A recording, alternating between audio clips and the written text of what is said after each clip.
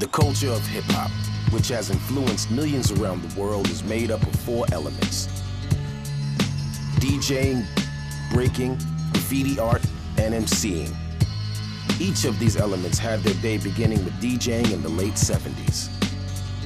After the introduction of Jamaican dancehall music to the Bronx, the godfather of hip-hop, Kool played the breaks of records to extend the instrumental sections so people could keep dancing. Other DJs such as Grand Wizard Theodore, Africa Bambaataa, and particularly Grandmaster Flash became the early stars of hip-hop, taking the center stage as they dazzled clubgoers with their mixing theatrics. In the early 80s, graffiti art became widely visible, popularized in such films as Wild Style and Style Wars. Artists such as Jean-Michel Basquiat and Keith Haring commanded tremendous sums for their work and were heralded as the next big wave in the art movement. Next, breaking, popping, and locking, renamed breakdancing by the mainstream media, became a national sensation. Featured in hip-hop films such as Beat Street and Breakin'. The art of breaking could be seen on daytime talk shows and in Hollywood films. But MCing and rapping, considered a mere fad by the music establishment, began to make noise. While always an integral part of hip-hop, MCing began to dominate the culture as record companies realized its true economic potential. The voice of the MC emerged from party music to lyrics about the struggles of the inner city, self-awareness, and revolution. MCing began to be pushed to the forefront while the other aspects of the culture became overshadowed. Now, debates rage as to whether today's rapper is a true MC or a product of the music industry. What makes a great MC? He's the master of the ceremony. You gotta be able to captivate some kind of audience. If you're not moving your audience, you're not an MC. Story, believability, execution, breath control, image, And your energy, creativity, voice, True talent. presence, character, personality, clever wordplay, your cadence of how you saying it, pattern, flow, style, and attitude. Part of being a rapper is being arrogant, straight up. So arrogant, you an asshole. And it sounds fly being an asshole. I don't feel like I'm arrogant at all. Rappers got ego. The technique has to be tight. Performance, style, witty. He has to have charisma. Originality. Delivery gotta be tight. Lyrics. He has to be true to what he's saying and who he is. Meter. You know how to paint a picture. You have to relate to people in a certain way. That's exactly how I felt. The way he said that, that's how I feel sometimes. What God gives you. You gotta just be blessed. When all the elements combine properly. Put all those things together. That's what the job of an MC is. That's a complete MC. This is what it is. Traditionally, the master of ceremonies, known as the MC, were toastmasters at prestigious banquets, weddings, and staid political events. But in the entertainment world, MCs would banter with the audience and introduce various acts on a given bill. Early jazz groups usually made their band leader the MC, giving a group a personality for the audience to identify with. Some of these MCs engaged the crowd with freestyle rhymes. As a matter of fact, imagine Cab Calloway doing Heidi, Heidi, Heidi Ho in the 30s and 40s. Like, imagine the era that was, and he's running around going Heidi, Heidi, Heidi Ho, rocking white people like this. And in a time where he couldn't even come in the front door.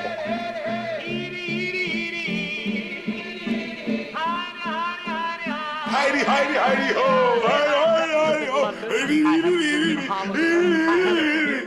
For that one moment, they forgot their ethnicity.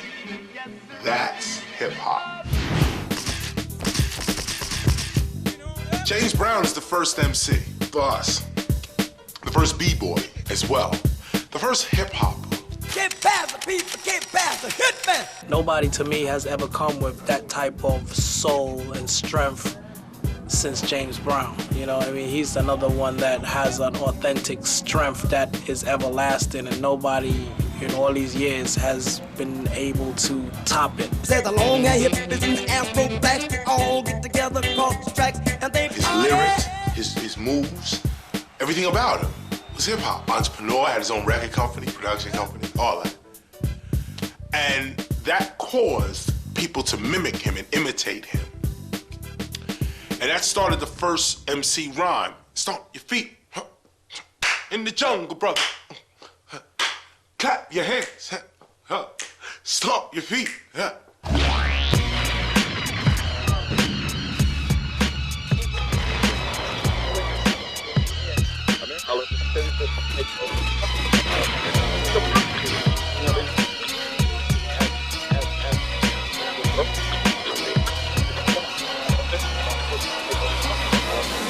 You know, hip-hop started in the Bronx because of what was going on, because of the social programs, because of the cuts and the budget and the music programs and the gang situation. Hip-hop was created as an alternative to the violence, the vicious cycle, to the killing.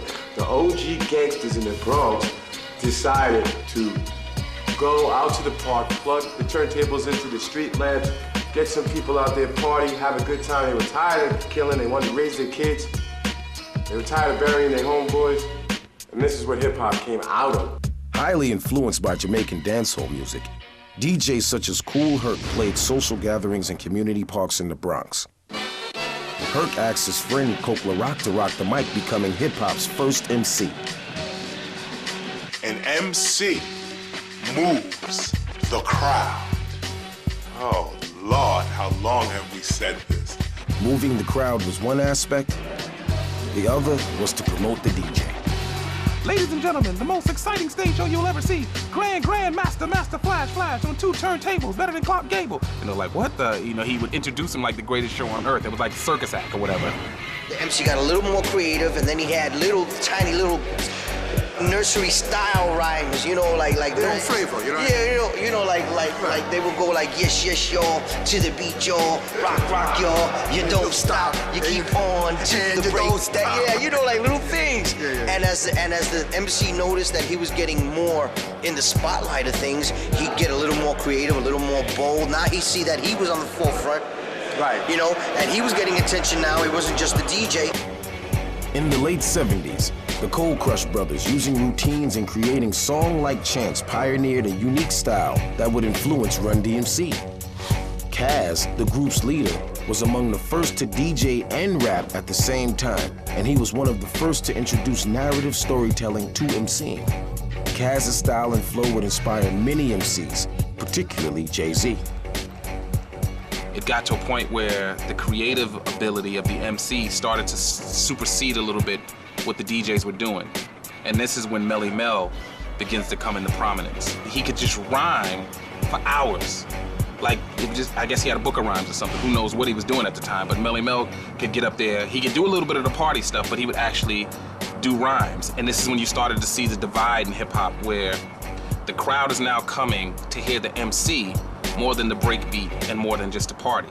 Melly Mel wrote the classic record, The Message, changed MCing forever.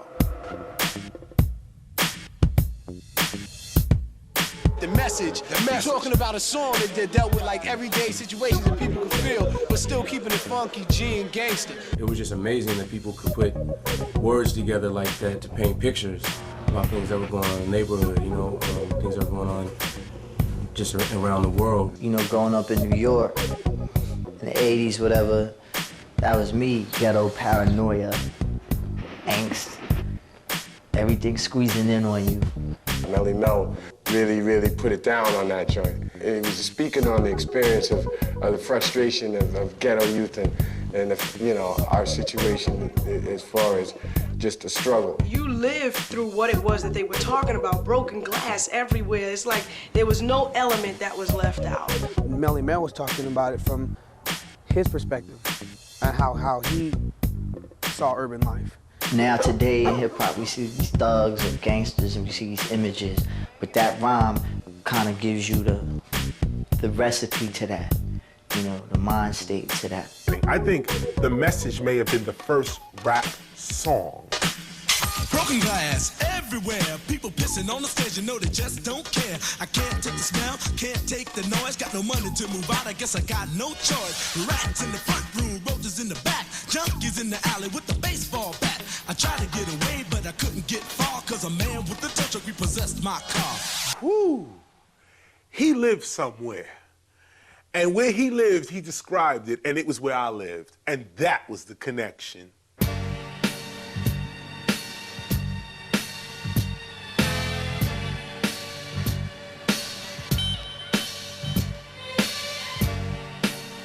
days of the Party MC were coming to an end when a battle between legendary Party MC Busy B Starsky and newcomer Kool Mo D took place. Kool Mo D, who went on to win, introduced a new style, speed rhyming with a deeper level of lyrical content. Kurtis Blow released Christmas Rappin', one of the first rap records to have a major label release. In the 1980s, Kurtis's The Breaks established the hook as an integral part of rap radio. Exploding onto the scene, one rap group within the old school style and influenced a new generation. Run DMC. Run DMC took it to the nth degree. I was just a fanatic for that shit. Run DMC made me want to start rhyming. Run DMC was like larger than life. Run DMC was the cat that you just came from. You just left this cat. He got your jacket on. He got your hat on. He's you. I'm no longer going to look up to the recording artist. I'm gonna be him. And thus the new era in hip-hop begins. I heard they records, and when I finally seen them perform, they was just amazing. You know what I mean? I see them niggas on TV, you know, with white folks, and that shit was tripping me out. Rapping since 9, 16-year-old LL Cool J became one of the first sex symbols in rap.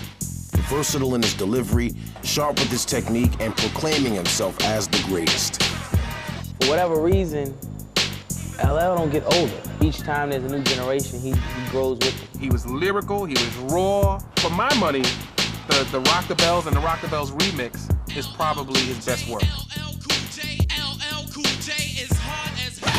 You would know all the songs and every little scratching. You knew all this stuff to the record, and this was like, just the cover itself just made you be like, damn, this hip hop right here. He is the personification of rap music in mind, body, and rhyme. Make a clap to this. To show our appreciation for your With the release of Paid in Full in 1986, Rakim reinvented flow. Laid back and easy, Rakim dealt a death blow to the high-energy cadence style of the time. If there's one thing that I had checkmarked in my book to get done was to do a record with Rakim. Like, you knew they was some dope dealers or maybe a dope dealer that just ended up getting themselves together and being like, look, I'm on the conscious path. This is what I'm dropping. Just being able to put the words together that he put together and rap on such a knowledgeable level and not really cursing and not really talking about certain stuff and being able to put stuff together on a level where the streets can really feel it. When I was young, I played the saxophone. What I did was incorporated my rhyme style with like a sax solo. The way a sax player would play, you know, sporadically, you know, using certain styles and pauses and, you know what I mean? I knew what it was. So I incorporated it in my writing style, you know what I mean? And it came out pretty good, man. He was a grown man at a young age. He came with style, he came with intelligence, and you know, that's how I am, you know. KRS-One and BDP took the art of battling and the live show to the next level. But he took hip-hop to a higher conscious level with By Any Means Necessary. Oh, that's KRS. You can only look at KRS and say, okay, that's a complete MC. KRS-One is, you know, a legend. Those rhymes, he was just ridiculous. Master of all style is KRS-One.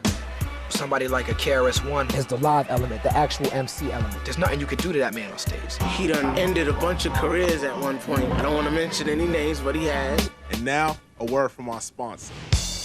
When The Great Adventures of Slick Rick premiered in 1988, audiences realized they were listening to a total original. Using a number of different voices, including English royalty, Slick reinvented the art of hip-hop storytelling. If anybody can tell a story with Slick Rick. That's the not trying to be tough, but be a fly live person. When I was sitting on my lunch break, grinning my teeth. It's the last day of the week, boy, what a relief. Even today, I detect a lot of MCs who like shift his style a little bit, and a good MC is always a detective. Here it is, bam, and you say, goddamn. Perhaps rap's strongest political voice, Public Enemy's Chuck D delivered social commentary like an impassioned orator over a sonic cacophony of samples and musical explosions. Chuck D became an icon of black struggle and empowerment.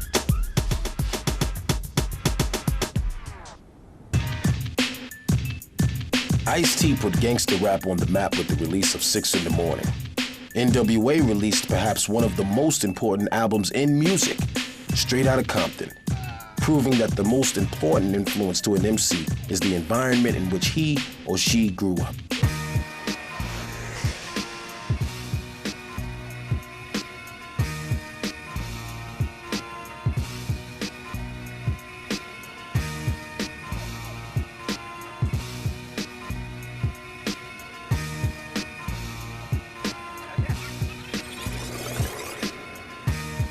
You know, obviously my style's influenced by where I grew up. Being from Chicago, it was like so much of a plus because it shaped me, and that community shapes a lot of us. Yeah, we from Atlanta, ATL, Dirty South. My brother was poor growing up on Staten Island, you know what I mean? I was always a wild kid since I was coming up. I don't have a high school diploma, but I have close friends who were in 12th grade reading first grade books. You see our chamber, we getting high, niggas got bad, you know what I'm saying? Niggas is still watching they back from the cops. But it's all real. This is where we from.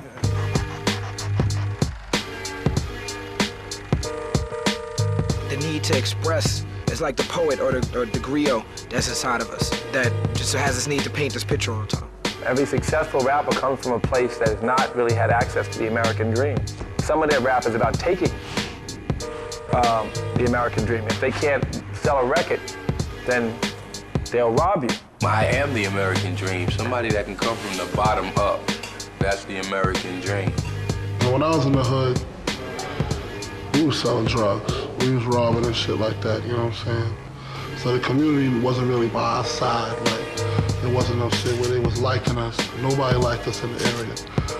But at the same time, we had to eat. My daughter had to eat, so we was doing what we had to do, regardless, no matter what the community felt about it. It's heavy out here, man. This is the hood right here. This is the North Shore. Out here, this is where it gets popping. This is where they get it popping. Constantly, it's a hungrier attitude. These kids out here, they got more hunger in their gut. Their shit is hurting, you know what I mean? They want to eat. This is Killer Hills. They don't call it that for no reason. That's how we do, man. This is real life. This shit ain't a game, man. We out here in the struggle.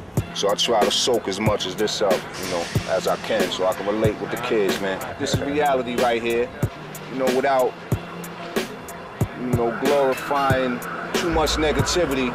You know, this is what it is. You know what I mean? You know, it always played a big part in what I wrote. You know, I just want to incorporate that with what I write now, because, you know, the hood is universal now. But an MC doesn't influence the community influences the MC. When I stepped out of Brooklyn rapping about a boyfriend that I had on crack and, you know, the streets being rough and tough, that's what it was. I was a product of my environment, stepping up to the mic and speaking. You know me. Get crunk, get live with me. Don't make you as fly as me. Get your hand up and vibe with me. Come on, ride with me. Come on, ride with me. Yeah, before music, nigga was into a little bit of everything, man. Like, you know, selling your little drugs, you know what I'm saying? Doing your little stupid, little senseless robberies. Environment means everything because that tells your struggle, especially us blacks, you know what I'm saying? We are raised in the hood, you know what I mean? On welfare, on WIC, Social Security and all the other wild shit, you know what I'm saying? And it's like, we don't really have nothing. I started rapping in the P now, you know what I mean? And I always had got niggas who kick their little thug raps and shit now. And, you know, I was in there doing 7 years for shooting up a party. I shot innocent bystanders and all that. A couple kids got fucked up. Nobody died, thank God, because I wouldn't be here right now. A lot of the time, this is the way we act. And sometimes people can't understand why we act this way. Therefore, that gives us a story to tell. When I put words together, you know it's coming from the heart. You know it's real. It's the way I spit it, and lyrically, I'll crush any rapper you bring me, man. That's real talk. We have been fucking socialized before this rap shit to be criminals, to be people who survive by any means. Yo, I've been shot 3 times. I got caught in the neck, arm, shoulder. You know what I mean? The neck one came kind of close though because I could have been paralyzed because it came out near my spine though. But it was like, yo, you know what? Those was warning shots. But those was shit coming back to me based on shit that I done did. I'm supposed to be a shooter in my hood. When you ain't got nothing, that's what you turn into. Y'all niggas going? If you're living in a stressful situation, it's gonna affect your lyrics one way or the other, because MCing comes from the heart. That's why also you should never sell your lyrics just for worldly fame, because your lyrics is the manifestation of your soul. They didn't come from nowhere else. And that's what a lot of MCs should understand. You don't buy a can of lyric. You don't go and put on lyric. Lyrics and what makes you MC is the expression of your soul.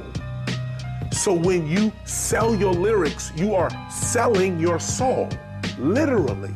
You know, I just grew up in a culture that that just, you know, you see something that's beautiful, you take it and you put it, you install it in your life. You know, back in my days, we used to see a lot of, you know, guys, you know, maybe they was making their money illegally or whatever the case, but, you know, you don't look at that part of the aspect. You look at the, you know, what they did with the enormous wealth, which was they buy enormous jewelry. Hip hop has always been about bling bling. Rakim said, I cold show my rings and my fat gold chains. You know, he's like one of the dopest lyricists of all time. People ain't, you know, knocking him for saying that. Cash Money talks about his gold teeth. There's no difference. Hip hop has always been about bling bling.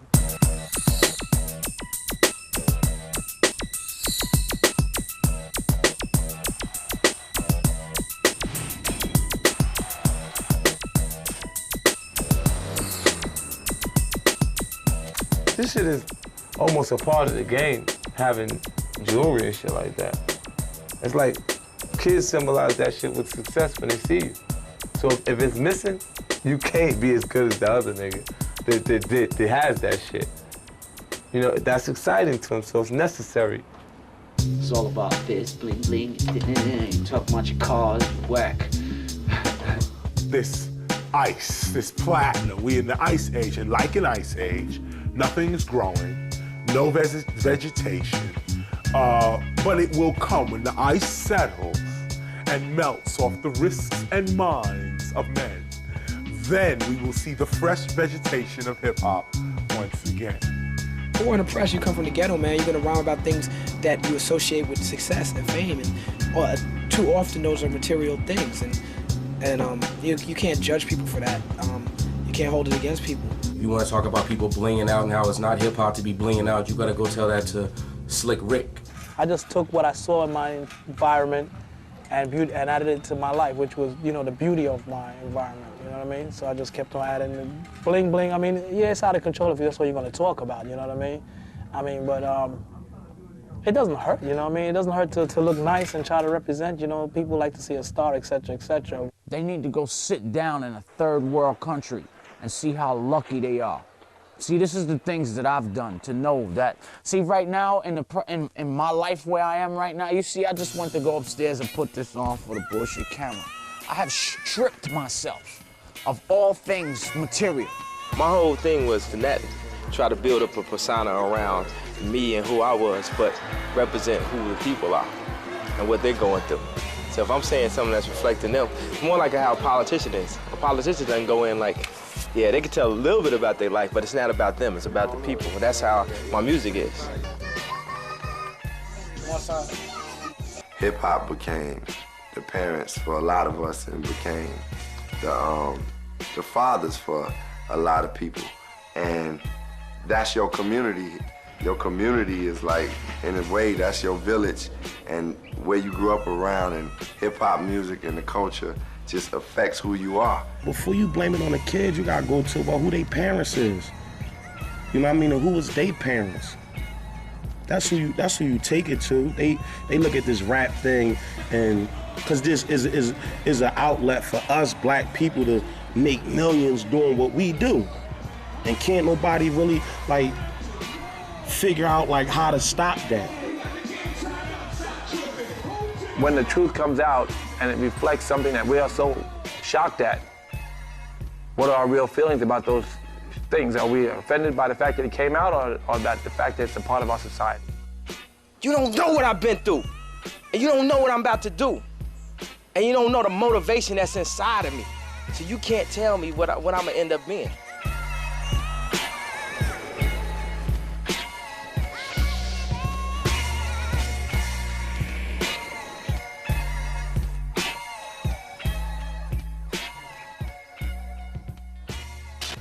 This is not the first time I came to the planet, but every time I come, only a few can understand it.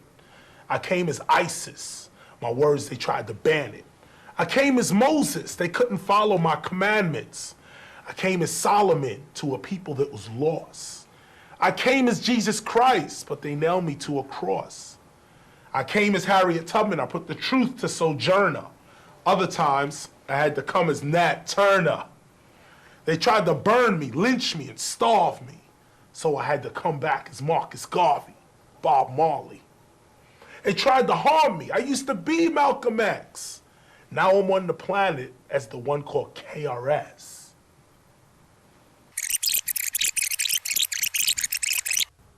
This is not the first time I came to the planet. But every time I come, only a few. He took it, man, to where don't nobody do this. Don't nobody rhyme like this, man.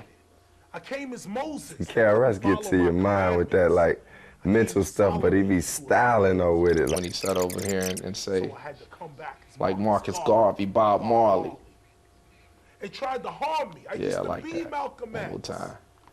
Like he make you think, damn, like I am like Moses, I am like ISIS, I'm all these people like connected with that. But he's speaking some spirituality and knowledge, and you want to hear it. Now, look, now that's another thing. Look, you can look at Chris when he say this Nat Turner, and it's like, hey man, at times I was coming, you know, in peace, and I was being, you know, this for, you know, as far as nailed to the cross, but then there's on this part where he say he come back as Nat Turner, with the look he give, it's like, if you know the story and the history of Nat Turner, you know when Nat Turner came, he was kicking up dust. And then I like the way he looked like, yeah, you know what the fuck I mean by coming back as Nat Turner. What if I said other times I had to come as Nat Turner? Now I'm on the planet as the one called KRS. That's a different signal that I sent. But other times I had to come as Nat Turner. You know. That's it right there. Like, come on, man. Can't beat that type of stuff. When you styling like that and saying something. That was KRS right there. That was hip hop. The object of MCing doesn't just come from the mouth. My hat is talking. My hair is talking or communicating. My hands are big communicators. I can say one word and do a certain hand gesture, and you like, yo, what was that? In the heavily commercial, highly competitive hip-hop world today, a distinction has arisen between what makes an MC as opposed to being a rapper. But is there really a difference? We evolved from the DJ being the lead of the rap group, so to speak. And now we're at a point where the MC/rapper is now the lead. Now let me make a distinction here. An MC is a representative of hip-hop culture. A rapper is a representative of corporate interests. An MC can be a rapper, but a rapper will never be an MC. What we have today are rappers. When you're an MC, you completely know the difference. You know what's real. You know what's generated from the heart when you hear it. When I listen to Mos Def, that's an MC. KRS-One, that's an MC. Rakim, Nas, Jay-Z, those are MCs, you know. But then you have rappers who just, they're kind of skating along. They're not risk takers because they don't really want you to know who they are. Understanding hip-hop is a culture, and with that culture, you know, some people that rap is within that culture, and there's some people that choose to rap, but they really don't like understand or even appreciate the culture and where it comes from. They ain't really been exposed or aware, not abreast on what hip-hop is really about. Now we got some artists that's doing it just to get popular and get on TV and to like maybe get a fresh car. And you know, I understand also they doing it to take care of their family. So, well, if the love ain't there and that innocence ain't there, then it's hard for the youth to even know what's true and what's not. It's like we have to decipher the pure artist from the poser, the fraud, the fake, the phony, you know? You got a lot of phonies now.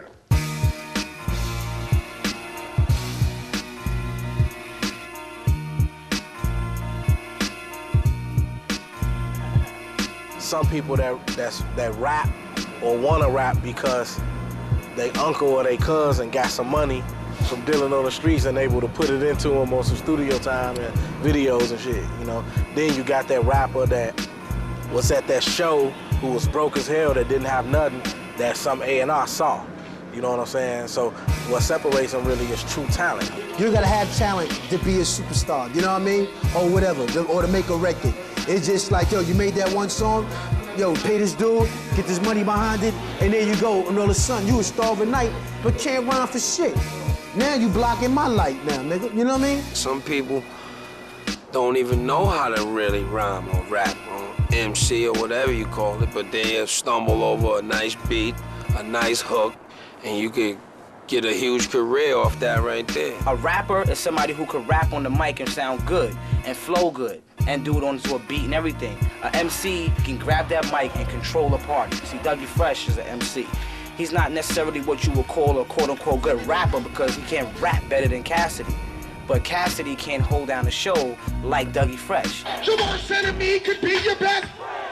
Over here, if I say 1 + 1, what that equal? See, he's a master of the ceremony. He's an MC. And that Buckshot can do the same thing. Without even spitting a verse, I can control the whole party and have everybody reacting and feeling good and doing what I want them to do.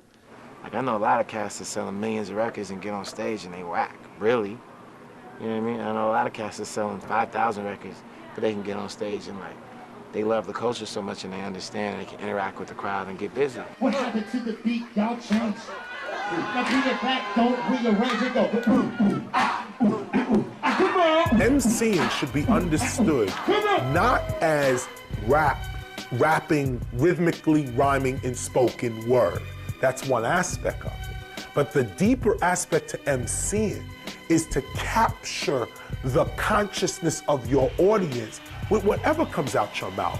Whether it is dee-dee-dee-da-dee-dee-dee-dee-da-dee-day, whether it is da-da-da-day, da-da-da-da-da-day.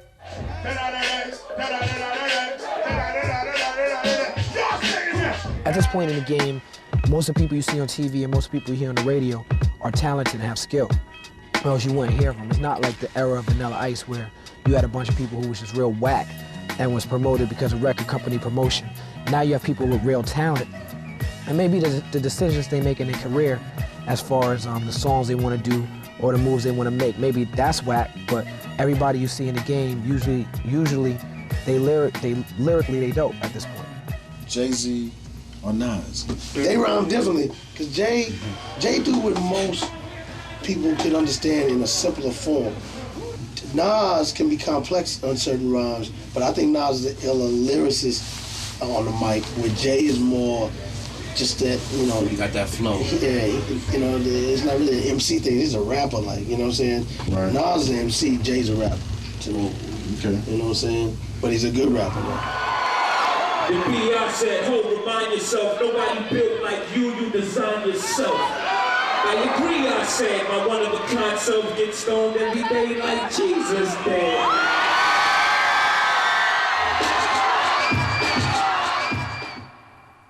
With Melly Mel's The Message, MC's lyrics started reflecting reality as opposed to the fantasy party atmosphere of earlier rap songs. Hence, Keeping it real. Keeping it real. Keeping it real. Keep it real. Keep it real. Keeping it real. The whole keep it real, like saying and mentality came into play. It was like, cats was just like, oh, we just only gonna talk about the neighborhood, because that's where we grew up at, so. And now I know cats, that's what cats wanna hear, so that's what we gonna say. And then it just became regurgitated over and over. How many hood stories do we hear now, you know? Kids will look up to certain rappers just yelling, keep it real, but then that same rapper get in the hood, get in a real situation, and take the back door, you know what I mean? So the kids, you know, they looking up, and then they feel when they get in a situation similar that they gotta go all out. Meanwhile, a rapper that's talking that will not go all out. You wanna keep it real, man. That's real. You heard that? I knocked on that wall, right? That's real. I flicked the light of the fire, that's real. Everything is already real. So how you keeping something real? Who the fuck knows what keeping it real is? You know what I'm saying? Like, who knows? Like, you know what I'm saying? I sold dope and went to college. What's real? I could hear a real gangster saying, yeah, I've been in the penitentiary. Yeah, I pistol whipped motherfuckers and shot motherfuckers. I'm a rapper and I lived it, I'm real. But shit, the majority of the motherfuckers ain't lived it. You know what I'm saying? They just rapping some shit. They grew up in the hood or grew up around it or they fantasized in their room and want to be a part of it. You know, one thing that you can't ever get it twisted is it's entertainment. You know what I mean? And a lot of people believe it. You know, it's like, for example, even just me being like the most extreme fan of rap to becoming on the other side and like actually making it. The more and more I got into the game and started realizing stuff, it's like when you find out there's no Santa Claus, it's like, you know? It's not all their cars. It's not their houses that they be in. Nobody's really shooting 15 people. You know, nobody's really running around with $10,000 in cash in their pocket on the daily. Like, and a lot of kids, you know, young people, believe that's real. Got people that don't rhyme about violence, that's killers. That's probably making happy party songs, that's killers. You know what I mean? And they ain't getting no attention. Then you got people that's probably never sold drugs, never did any of that in their life. They just know how to put words together, and they got a street banger. You know what I mean? That's how it is, man. You know what I mean? The world is fucked up, really. It ain't my fault. People gotta stay focused on what this is. It's an art. Some music is entertaining. Some music is more reality, you know what I mean? These guns you guys have right now, how close are you to real life to what your records are? It's as real as this gun. Look, see this chamber right there? There's no bullshit. Some artists have been accused of pretending to be gangsters, especially when songs are written in the first person.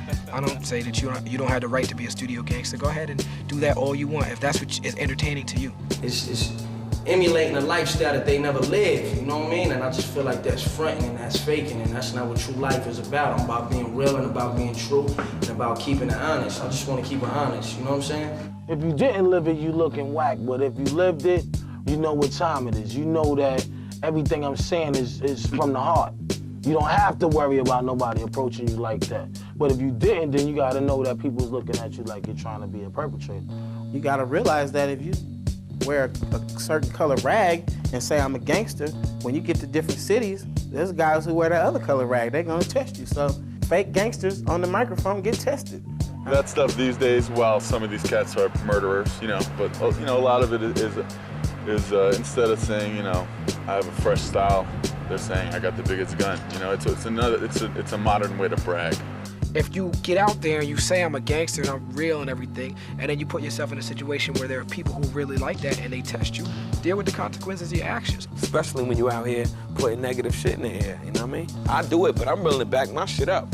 You know what I mean? I still live it every day. I'm not a nigga who's in the studio, then at the shit. I'm in the street every day, you know what I mean? I still walk around with a gun on me. I still do shit like that. The power of speech is very, very important.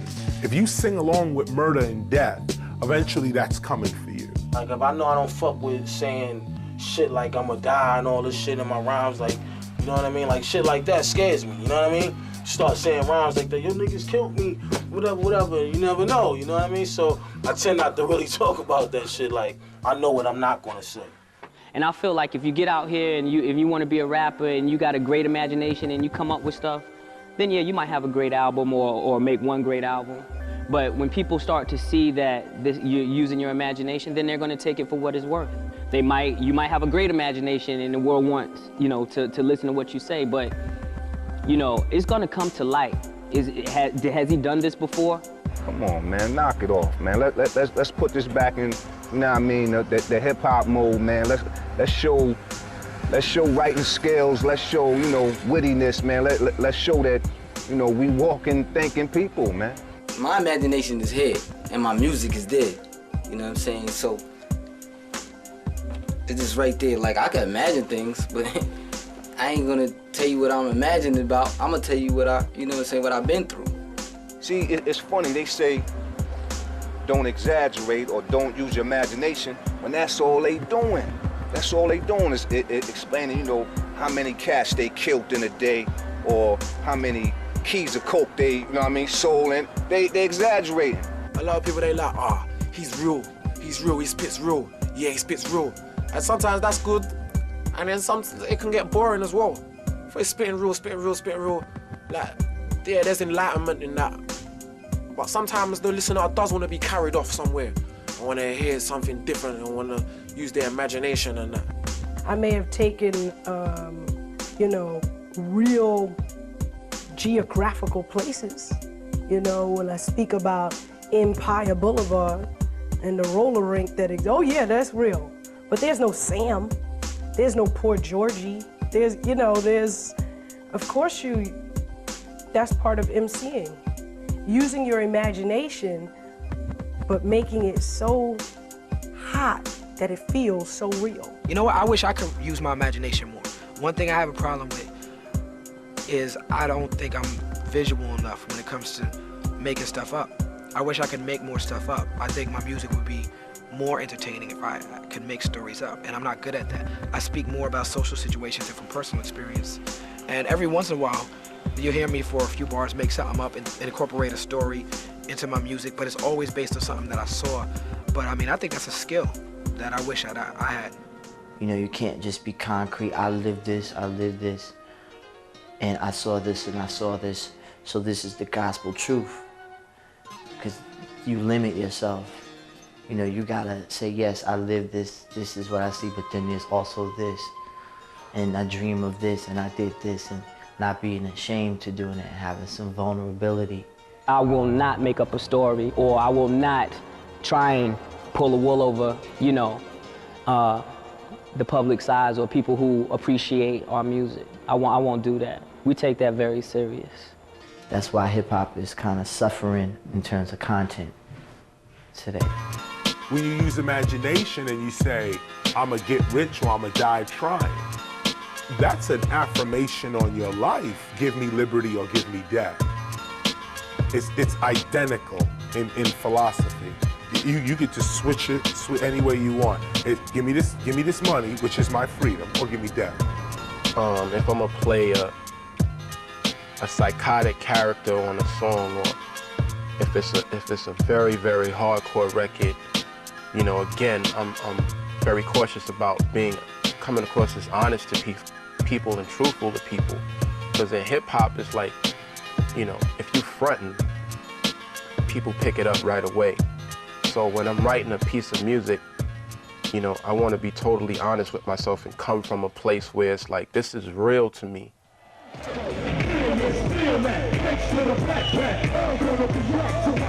Whoever said you should only rap about the things you know, they don't know anything about writers and how you can write a book and do tons and tons of research in the library and the internet on the facts that you need for your book or your movie.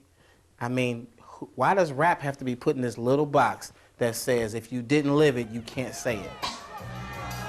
Imagination is an understatement. Anything you can think of, we can make it. Big money, hit records. With us using our imagination as artists, we making the people like go to where we take them to, a story like a movie, man. It's like, you know, when people say, yo, Biggie was like painting movies, Nas paint movies, Ice Cube paint movies. Yo, we enjoy the movies. You know, like I enjoy the movies. I enjoy the storytelling. You know, Biggie didn't go through the Warning, the song of Warning. You know, that probably wasn't no true story. I don't know him well enough to say it was, if it was or wasn't, but it probably wasn't. And if it wasn't, he used his imagination. That's what was great about it. You know, he took you there. You know, and that's just like, yo, we enjoy that stuff. Like, we want to hear your movie. So sometimes I feel like, yo, let's take this away from just, okay, I experienced this. Yo, I've been through this, man. My homie just got locked up. I've been in jail too. You know, cool. All right, tell that story, but what's the other story? Like, I got this verse on my album, I got this song called Spaceships, and on chorus I say, I've been working this grave shift, and I ain't made shit. I wish I could buy me a spaceship and fly past the sky. If my manager insults me again, I will be assaulting him. After I fuck the manager up, then I'm gonna shorten the register up. Let's go back to the Gap. Look at my check, wasn't no scratch, so if I stole, wasn't my fault. Yeah, I stole, never got caught. They take me to the back and pat me, asking me about some khakis. Let some black people walk in. I bet you they show off they token blackie. Oh, now they love Kanye. Let's put them all in the front of the store. So I'm on break next to the no smoking sign with a blunt in them all. Taking my hits, writing my rhymes, clearing my mind. This fucking job can't help them. So I quit, y'all welcome. Y'all don't know my struggle. Y'all can't match my hustle. You can't catch my hustle. You can't fathom my love, dude. Lock yourself in the room doing 5 beats a day for 3 summers. That's a different world like Cree Summers. I deserve to do these numbers. The kid that made that deserves that, made back so many records in my basement. I'm just waiting on my spaceship. I've been working this great shit and I ain't made shit. I wish I could buy me a spaceship and fly past the sky. And I feel like when I made that, I pictured people working their job and just feeling like it was something better out there. Throw your hands up in the sky, and we don't care what people say. In the beginning, rap was reality and imagination. You know what I mean? The thing was, we try to use different words and situations to make a person think, or put ourselves in a situation where we know we can never be, but it sound good, you know, putting it in a rhyme and just imagining that you can fly, or imagining that you can smash a wall. You know, just certain things we used to, you know, say to, you know, over-exaggerate power or skills or whatever it was we was trying to get across. I got a Lincoln Continental and a sunroof Cadillac. Now check it. After school, I take a dip in the pool, which is really off the wall. I got a color TV so I can see the Knicks play basketball. That line was said before them brothers had any of that stuff they was rhyming about. I got a Lincoln Continental and a sunroof Cadillac. So after school, I take a dip in the pool, which is really on the wall. I got a color TV so I can see the Knicks play basketball. Him and talking my checkbook. And that is the beauty of MCs, that you can actually rhyme your way into an entirely different identity that empowers you.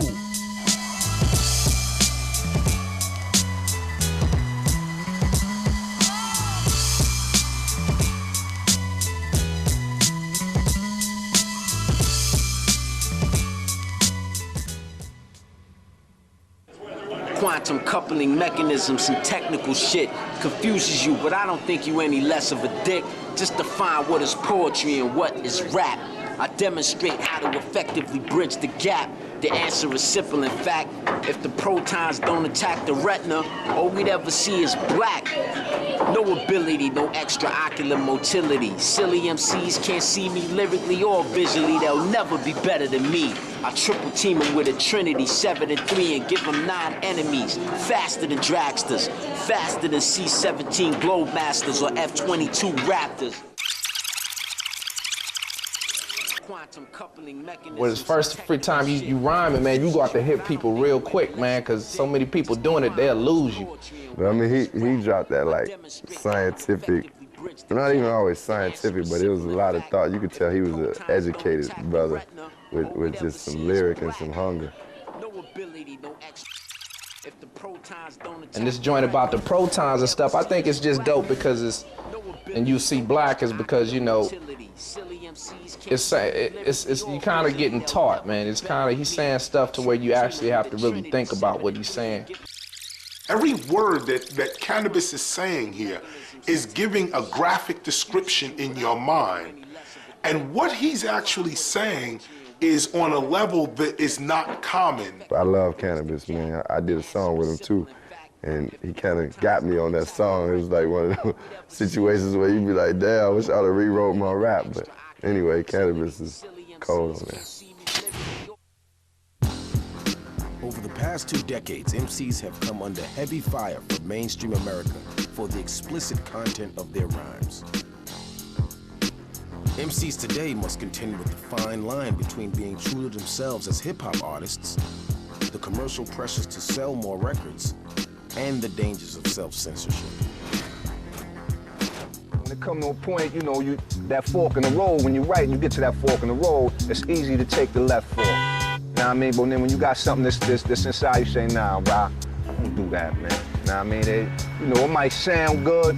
Kids might even start, you know, saying it along with you. But at the end of the day, that's not you, Rob. That's not what it is, and that ain't it. You know what I mean? So, you know, at the end of the day, man, to keep you from going down, you know, making the wrong turn, and just try to keep you focused, man, and not do wrong, and remember that it is little kids listening, you know, and remember that it is, you know, certain values that we should be obtaining, man. Am I being pulled over for guns and alcohol and weed in my car? No. Am I trying to set an example for kids all over the world? Yes. So it's not an oxymoron that's happening here. I'm living as righteously as I say I am. I don't think there's one artist that hasn't contradicted himself, and I guess I wasn't trying to be the first one either. But I think that's part of being human, though, because one day, you know, you might feel like you just want to party, and that's just, you just want to party, you just want to chill with your crew, play PlayStation, and then the next moment, you might be like, what am I doing with myself? You know what I mean? Like, I want to do something right. Like, I want to do something for my community. I want to, you know, and that's not to say that your beliefs at that point isn't genuine, because the day before you was partying. It's just the character of man. If anything has set off the critics against hip-hop, it's been the use of cuss words and explicit content.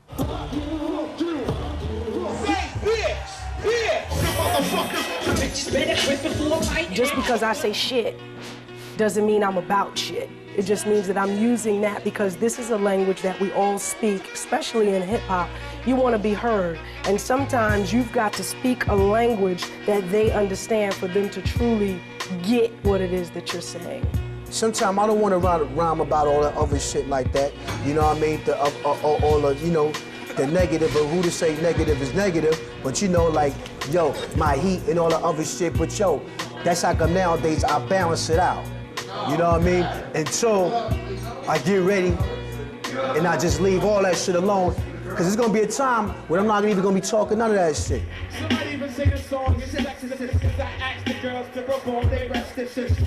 And then there's the hot button topic, the depiction of women in rap. Kids run this shit, man. Parents get older and start listening to oldies. You know, you gotta monitor everything their kids watch, plus the way it's getting right now, it's like they taking more and more clothes off, you know, and the lyrics are getting nastier and nastier.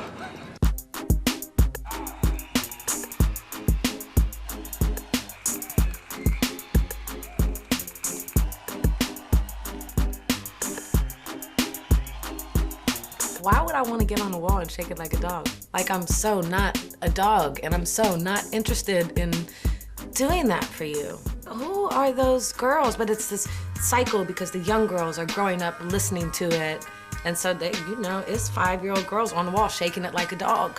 You got 4-year-old little girls knowing how to do some booty shaking dance. And it's getting out of hand, whereas there's plenty of rappers talking about positive things, but it's not getting put on the radio. And that, to me, is a deliberate, systematic plan.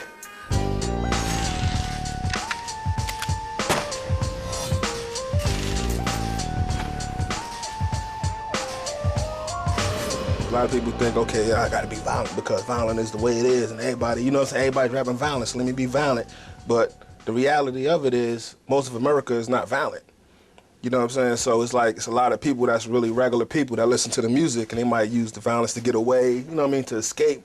Negative has always worked in America, that imaging on some James Dean, which is kind of like bad boy, wildcat, thug dude. So I think if you're a company and you're going to sell something, you're going to go with massive ignorance, more so than massive intelligence or massive truth being told, or something that's, you know, uplifting.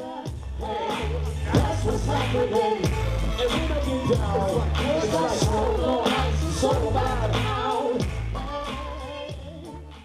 Everybody, let's pray. Y'all cut somebody's shoulder or something. Feel the vibe. Dear Lord, grant us the serenity to accept the things that we cannot change, the courage to change the things that we can, and the wisdom to know the difference. Dear Lord, we like to say thank you, thank you, thank you for all our blessings. Dear Lord, we like to say thank you for another day. Dear Lord, we like to say thank you for looking over us in the time of need. And dear Lord, thank you for all our blessings. And I'd like to say amen to everybody else. Amen. Hey, when's that go for? In all these issues surrounding the MC, the question arises, is there any room for spirituality in the keeping it real world of hip-hop? Many times throughout my career, my spirituality ran up against my lyrics. But because my spirituality or my commitment to the spiritual realm is more valuable to me, it is my connection to the spiritual realm which empowers my ability to MC. Well, yeah, I think there's a certain level of guilt to being a rapper like me. I always had the thought, like, you know, is God mad at me for these raps, you know?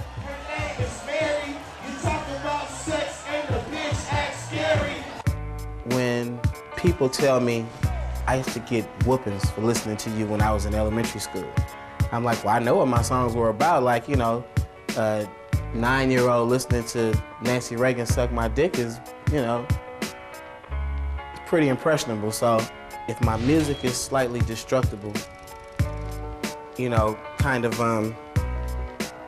to where it could do a little damage in somebody's mind, they're like, oh, I want to be a fucking pimp, fuck you, bitch, and go around disrespecting girls just because of some misinterpreted message they got from Too Short.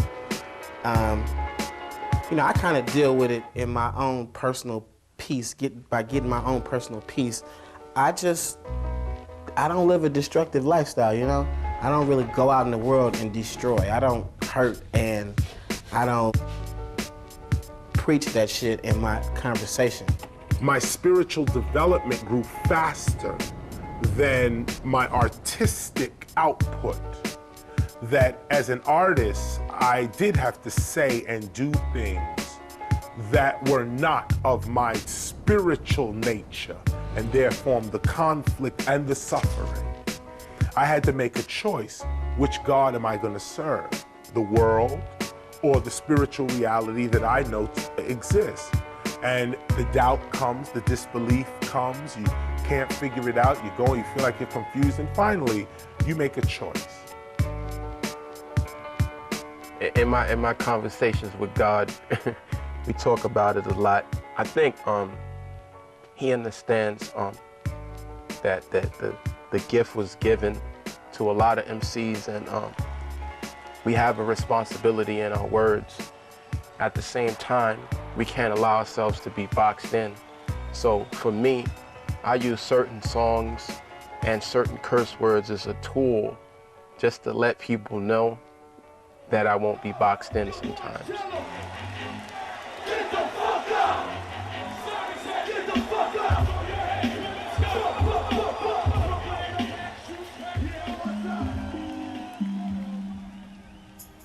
Well, I've always believed in a higher power, you know what I mean? So I always, you know, show respect along those lines. So I know my boundaries, you know what I mean? I'm not going, you know, outside of the 10 Commandments, you know what I mean? I just play within there, you know? You set up like a boundary, and you can have a ball within inside of it.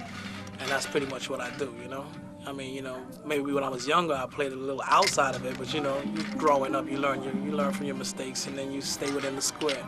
I don't have a problem with my spirituality when it comes to writing music, because I believe in the stuff that you say with your mouth, you can make manifest.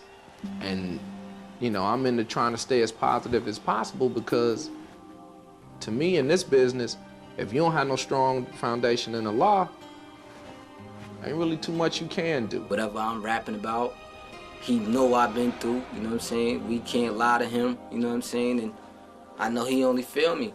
Even though to other people it might feel like we promoting something that's bad, but that's what we've been through. He put us here, you know what I mean? He feel us. I pray every day, and I'm not trying to be like, you know, I'm a saint, you know, but when I wear this right here, it means something to me. A lot of cats have this. And Pharrell was like, you know, other people got that, da-da-da-da, and I understand that, but this really means something to me.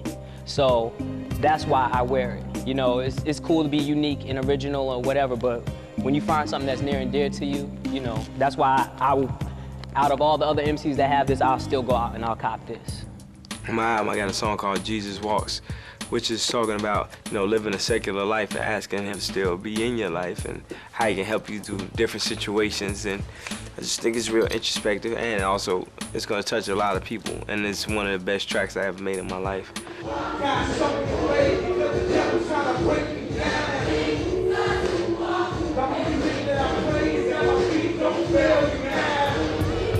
My spirituality is gonna come through in the music no matter what I do.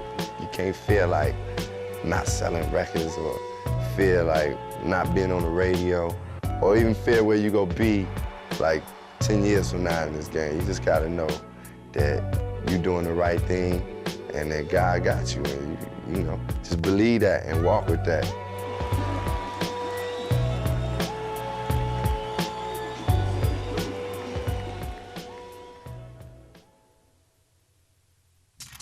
You've been had, you've been took, hoodwinked, bamboozled, led astray, run amok. Who does this? The white man. There are those that feel that hip-hop should remain an African-American experience. But as hip-hop emerged from its early beginnings, many people from various backgrounds contributed to the culture. They had a program called Busing in the late 70s in Boston that was to integrate the Boston schools, and people didn't want it to happen. They didn't want to see that happen. I grew up, you know, getting jumped by white kids, you know, chasing them back, fighting them throwing bricks, you know, us throwing bottles. It was still tense, like race-wise. You know, when we all got to high school, you know, we were fighting with the black kids, trying to take our hats, trying to take our jackets, we were fighting on, throwing down with them. And hip-hop kind of like brought us all closer together. It kind of sets a dress code. It kind of sets a lingo on the street, whether you're Italian or whatever. You hear all these guys, that's fat, Mo, that's fat. Even Italian guys, everything crosses over. So it's kind of like hip-hop's been the main thing in almost all these kids' lives, man. All these kids out here buy records. You know, when Wu-Tang came out in Staten Island, that was like a big like period of time where everyone started to get along a little bit more. I saw blacks, Latinos, whites, and Asians all in downtown Boston in the square breaking. Hip-hop brought all the races together, so that's why I value hip-hop so much. We just make music, man. We don't give a fuck what nobody thinks. We just try to make our music so that everybody can relate to it, everybody likes it. It ain't about a color, you know? It ain't about no fucking color. Hip-hop has definitely brought a lot of people together, the love for it, because hip-hop has no color, and I think it's one of the few things that actually does, where people of all creeds and all colors and all everything can stand in one place, focus on one thing and enjoy it together. Does that make sense? Does that make sense? Because if it don't, I don't give a shit. I think if you're a minority, you have more of a, I don't know if the word is right, but you have more of a need to really rep your heritage, you know what I mean? Especially black people who created, you know, what did white people create, like country music and techno? You know, it's like, God, you know, I'll bow my head in shame and walk down the street with that one, you know. So black people are you know, have historically and factually created like the greatest forms of music, you know what I mean? I do not discriminate. If you right, you right. It don't make a difference if you white or black. If you right and you see and accept truth for what it is, there's no problem with that, you know what I'm saying? Yeah. It's for everybody. Hell, if I invented a genre of music and was a minority that had, you know, just gone through the shit in America, within its heritage like that, is just, I would definitely be like screaming it up and down the block, you know what I mean? You know I'm proud to be black, y'all, and that's a fact, y'all. And if you try to take what's mine, I take it back, y'all. It's like that. Let's face it, pop culture, you know what I mean? White America, these people support everything they see. If you're white and you could do it, art, whether I could slam dunk like Michael Jordan, I'd be the most popular person in NWA. I mean, in the NBA. If I could spit nicer than Jay-Z, I'd be the most popular person in rap. You know what I mean? It's just the way things are. You know, there's so many white kids out there, you know, and they just support as soon as they see it. They go out there, they spend the money, let's do it. And everybody knows a lot of Eminem sales definitely came from white America.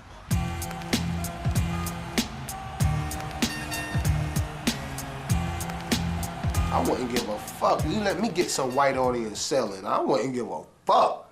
Give me some of them white audiences too. I wouldn't give a fuck, man. Fuck all that.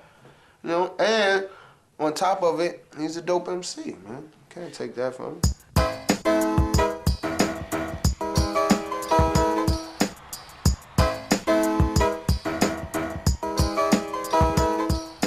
Ironically, the first rap song to hit #1 was a Vanilla Ice song, but you know, what can we do?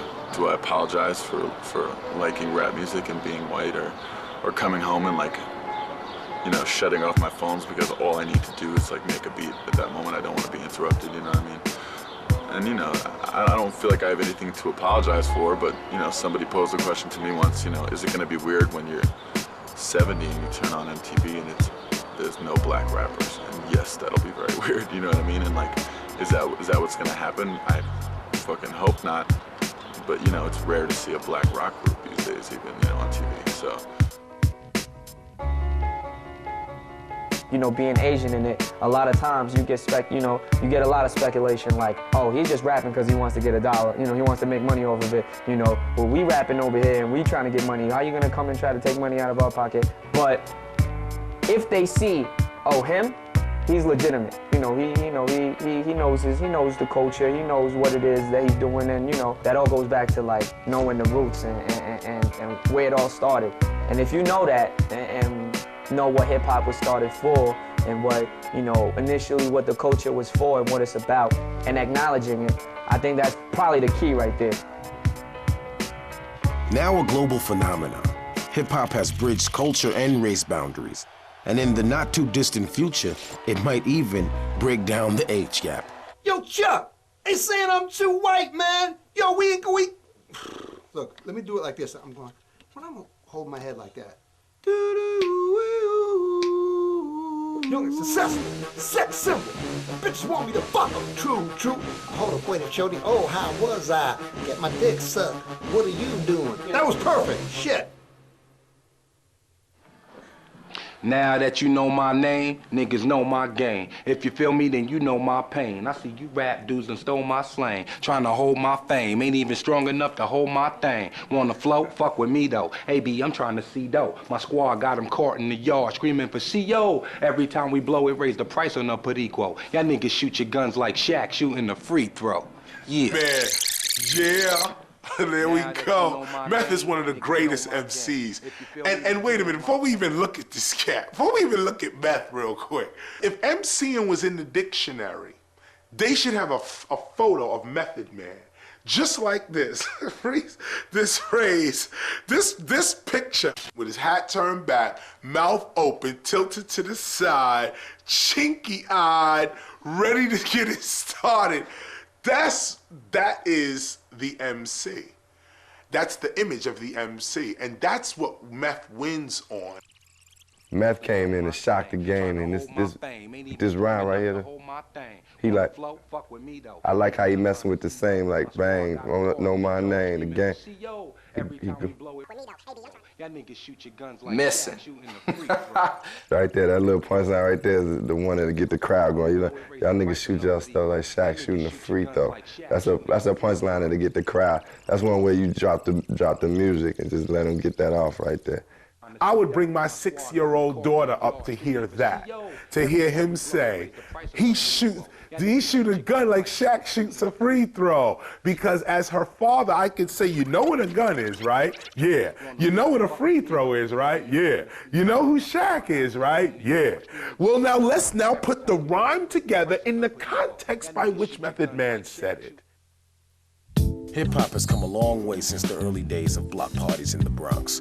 A worldwide concern, it drives the record industry, with offshoots into everything from clothing to movies and TV.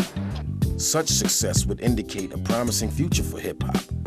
So where does it stand from the MC's point of view? There was an era when disco ruled the world for more than 5-10 years. Disco ruled the world. Everything was about disco. Disco faded away. Disco no longer exists the way it did at all. And then house music, same thing. It's down to this much. So if you don't think that hip hop could dilute itself or not be around, all you gotta do is look at the records of the past, the history and the music. You know, where's rock and roll? Gone. Heavy metal? Gone. You don't think hip hop could be gone? Look at it now.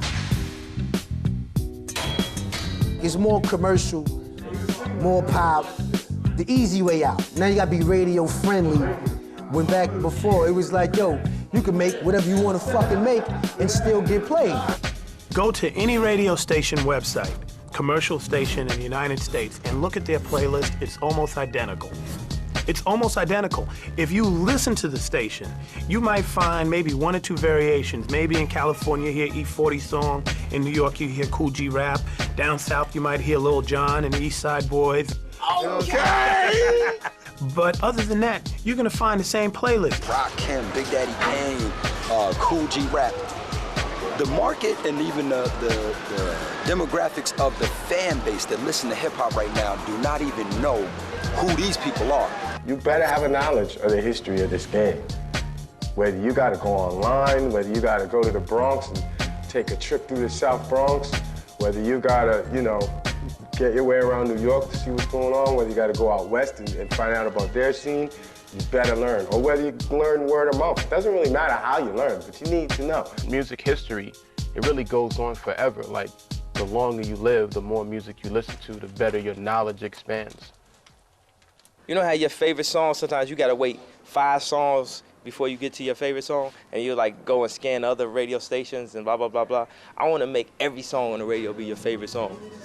In hip hop, I don't think you're allowed too much to grow and change. Like, people talk that all the time, but people are actually afraid of change. And we fear not being popular and being accepted. So if you're not walking around saying the same shit that everybody else is saying and walking the same way and wearing the same, you know what I mean, looking the same, acting the same, then you're kind of viewed as like a weirdo. Tree leaves, you know, don't stay green. Turn colors and eventually they fade, you know what I mean? So it's the same with us. You know, we have to be open, accept change. Back in the day when rap was smaller, we would have wished for rap to, you know, get big and, you know, worldwide and things of that nature. So now that it is, we got to know what to do with it. We got to preserve it. If we don't, and if we let somebody else control it, that's what's going to happen. It's going to be co-op. It's going to be, you know, watered down. It's going to be what they want rap to be, not what you want rap to be and what you would like to buy and like to hear. So, you know, we got to stay in control of that, especially the rappers, man.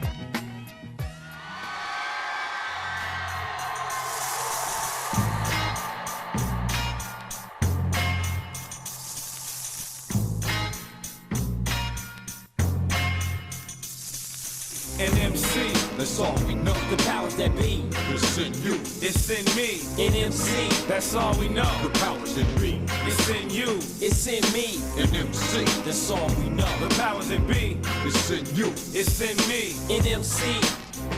That's all we know. Whatever. I don't know why you even play yourself to that degree. You laugh at me like I won't slap the teeth out your grill. That's how I feel. You out of order. You about a quarter-inch away from fist and face. You're disengaged. Make you think your brain drifts away to land of wonder. Only to awaken by the sound of cannon thunder. All of those damn assumptions. You a sad sack, mad whack, straight up and down, ass crack, and that's that. Get a load of Dell. I devise word wells. I'll be spitting globes as a mission on the foes. Your tits are printed centerfold. Hate to dish your hoe, but you're fictional. I'm just kinda different, yo. What I say is thought provoking, not for joking. See, I know things they told kings, while your hoes cling to whatever the dough brings. It's in you, it's in me, an MC. That's all we know. Hieroglyphics came triumphant reign, uncontained, running through the plains as some hunted slaves. Emperors who were meant to be entered into the end of the world as it's spent to the heat of the sun's temperature hot. Distance measure how many flows I got. Persistent pressure as we get this cheddar better for the business and the betterment of my folks. All my green stars mount up, ready, let's go. We sustained by the earth cause we came out of her. The devils get slain when I sling slang hotter than a lot of lava. From the Bay to the Bahamas all the way to Cabo Cabo. We parlaying clocking dollars like good fellas. Suckers get jealous cause we make lettuce and we still rebellious. And the industry could never jail us. All my niggas free to be ourselves and our records still sell. This is Hip Hop Olympics, hieroglyphics the dream team. Rappers living out of their means, trying to bling bling, get your fat chain stole, get your whole crew exposed. We done had them hoes, dawg. I'm magical and when I grab these flows out the hat it blows them back to the last 3 rows. We mashing, massive action, pack shit, hit them with a passion and that's it. The powers that be, it's in you, it's in me, and MC. That's all we know. The powers that be, it's in you, it's in me, and MC. That's all we know. The powers that be, it's in you, it's in me, and MC. That's all we know. The powers that be, it's in you, it's in me.